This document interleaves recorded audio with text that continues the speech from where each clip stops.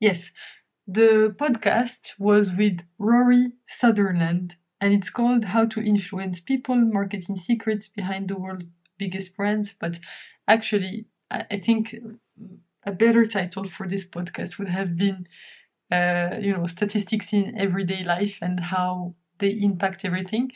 And that's honestly that's why I loved this podcast episode so much, because it took a statistical view to like everyday problems and like for example gender equality, where we most of the time we tend to see percentages like, oh my god, we have 50% 70% men and like 50 like I'm not doing the count correctly, but anyway, we have 70% men and 30% women in a specific area, and then we're like, oh, we need to hire more women, but actually there are not that many women coming out of university with those qualifications, and so it's not possible to hire that amount of women. And so basically the best that like what we need to strive for is actually uh, like the percentage that's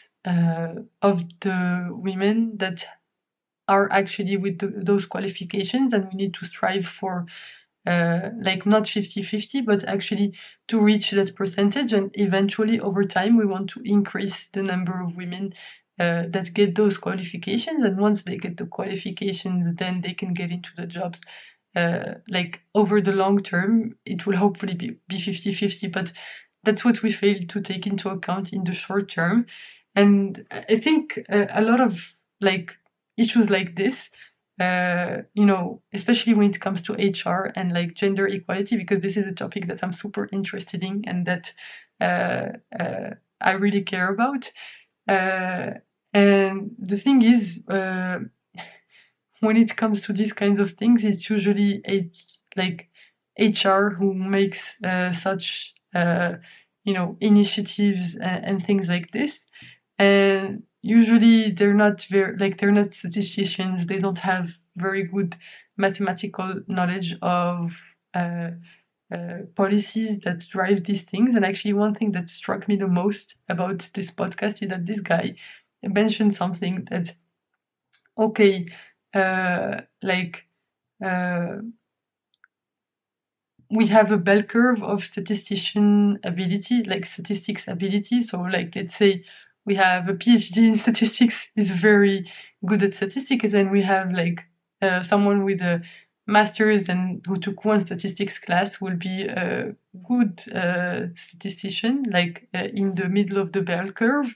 And actually he said something that actually the problem with statistics is that the people in the middle of the bell curve have a very high likelihood of having a very negative impact on policies, because basically they think that they understand what's happening in terms of statistics, but actually they fail to take into account some variables that only the top like basically the top end of the bell curve would know to take into account. And basically most companies, most places, when they make decisions, they make them using those people who are in the middle of the bell curve, and basically those decisions have a huge impact on the world that surrounds us. And that's why it's like super important to have really, really good decisions that make these policies and basically inform these policies. And it's an interesting problem to solve, because honestly, I love applying statistics to everyday problems, because some things that we know theoretically, we don't know how to turn, like intuitively, we don't have the intuition to turn them into actual policies. But when you do that, it's super valuable and it gives you so much insight. Like we all, people in the engineering track probably all took at some point some statistics class that was mandatory for them to get their degree. But the truth is, most people, especially even engineers, like even if you took a statistics class, you never applied it to actual things that happen in life. So you haven't applied it to, I don't know, maybe the gender equality issue, and things like this. And that's why I love this kind of topics, and I think there is so much value to being truly good, like knowing your stuff in statistics, and well, not knowing your stuff, basically knowing your stuff so well that you can actually, be on the top end of the bell curve, or maybe just shift our bell curve instead of, having medium good statisticians. Like, anyway, the bell curve is always going to exist. It's just that we need to shift the average of the bell curve to be further, further up on the, I guess, on the qualification side. And so we need to raise basically the qualifications of almost everyone in everyone who deals with statistics, like the basic level.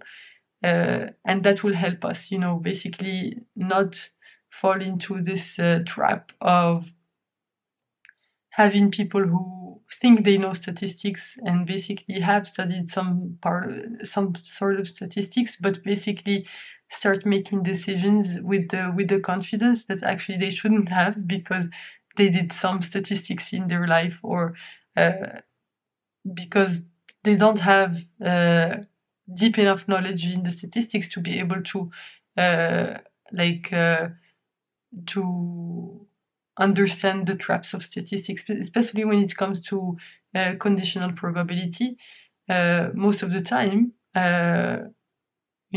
we fail to consider that, let's say, if we take a measure of the number of women in, like, as I was mentioning, like the gender balance at a workplace, if we just look at the number 70%, 30%, we're going to be like, oh, this is unfair, na, na, na, na, na.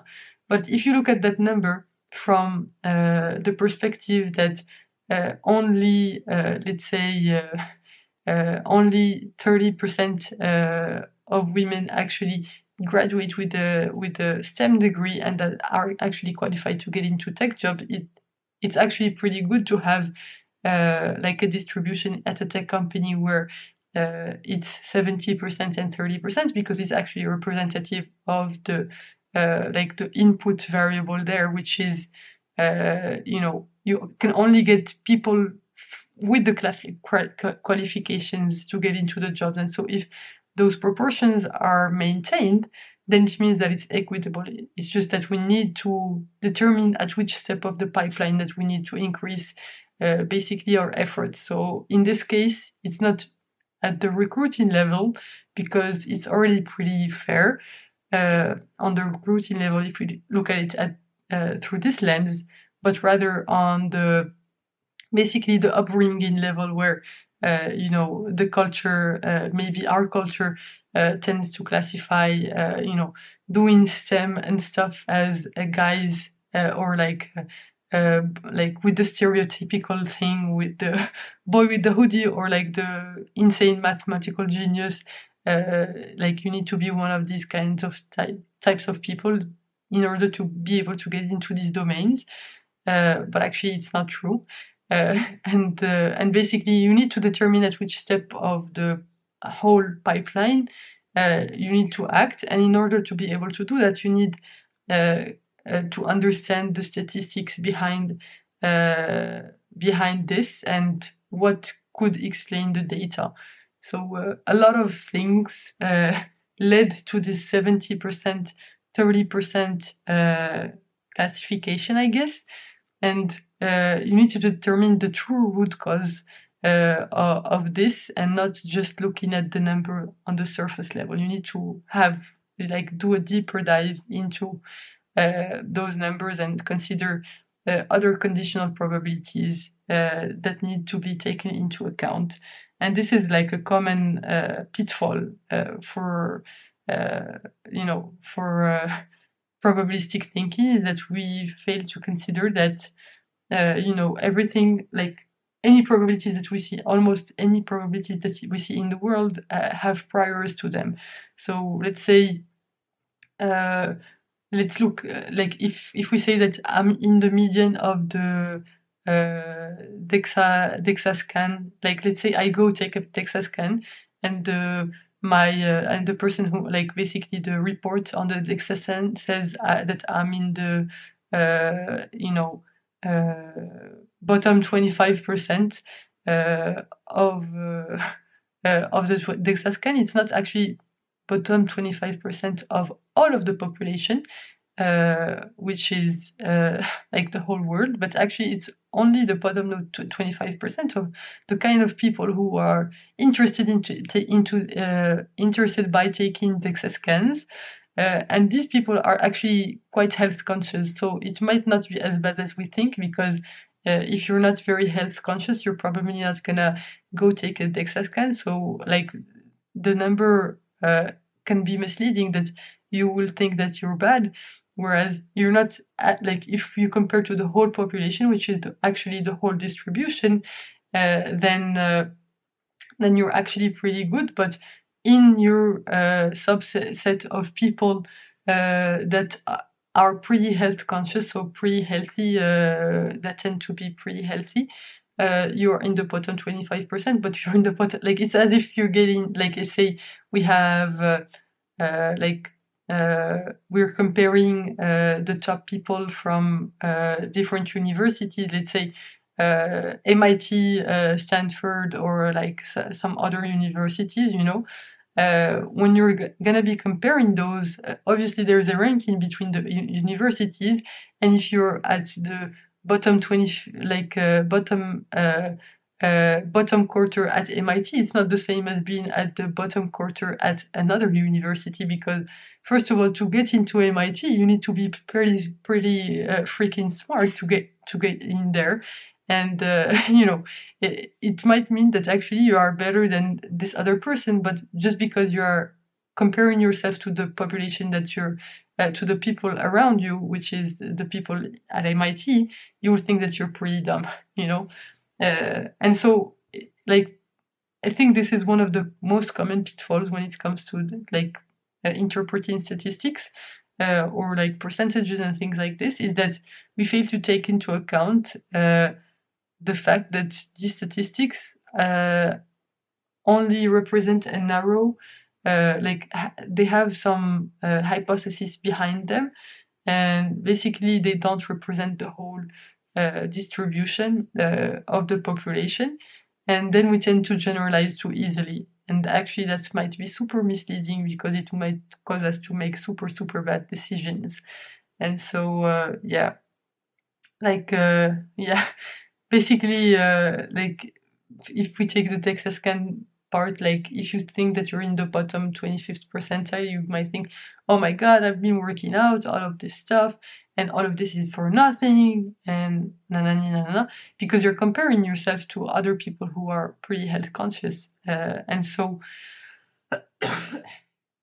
basically you will get demotivated, but actually you were like the working out that you did was pretty good, and it's just not showing right now. I mean, I'm rambling obviously, but I hope that you get the point of that I'm trying to make, which is statistics are super important. And this is I was so happy to listen to this podcast today. Definitely want to listen to it again, because these are definitely ideas that I've been thinking about, and that I want to implement in my day-to-day life, or to help me inform I don't know, some of the volunteer work that I do as part of this Women in Engineering group, and some other things that I'm working on, or that are interesting to me. So I definitely recommend you go check it out. Just loved it, honestly. I will go check out his book. I think his book is called Alchemy. I think it's about 4 or 5 hours to be listened to. So I'll definitely listen to it, or I have added it to my wish list of books, which is getting pretty insane. I have over 627 titles on my wish list. I don't know if you can see, but yeah, I love actually just adding books here. So when I want to read some books, I can just scroll through, see if there's anything that's interesting to me, and potentially choose one of those books to listen to as my next listen or read, I guess. So yeah, I guess that's all I wanted to talk about for today. Thanks a lot for tuning in. I hope you're having a wonderful wonderful day, night, whichever time of day where you are right now. You can click here to watch my previous video on this channel, and you can click right here to to watch my latest video on the channel overall. So thanks a lot for tuning in, and I will hopefully see you in the next one. Bye bye.